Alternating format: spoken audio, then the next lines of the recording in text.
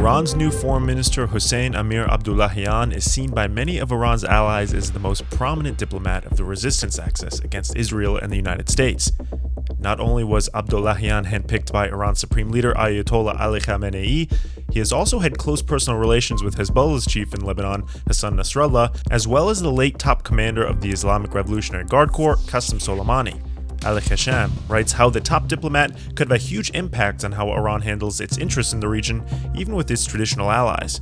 The Taliban's rapid takeover of Afghanistan was widely welcomed by the Sunni extremist group Hayat Tahrir al-Sham. As Sultan al-Kaj and Amber and Zaman report, the celebratory mood could be felt across much of Syria's Idlib province under HTS control.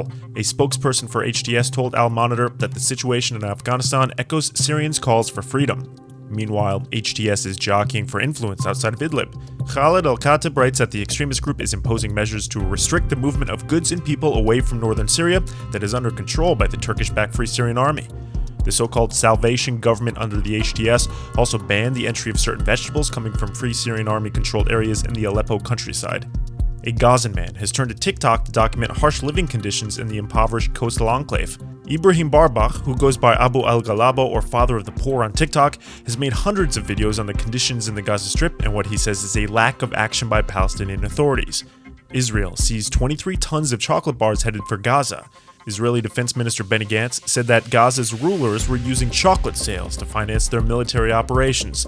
Ansar Abu Jahal has a reaction inside Gaza as Palestinian citizens and activists mock Israel's candy confiscation. Finally, our hot take this week on why Israeli Prime Minister Naftali Bennett may sense an opening on the Iran nuclear deal in his White House meeting this week with US President Joe Biden. Read all of this and more at our website. I'm Joe Snell, and that's your takeaway.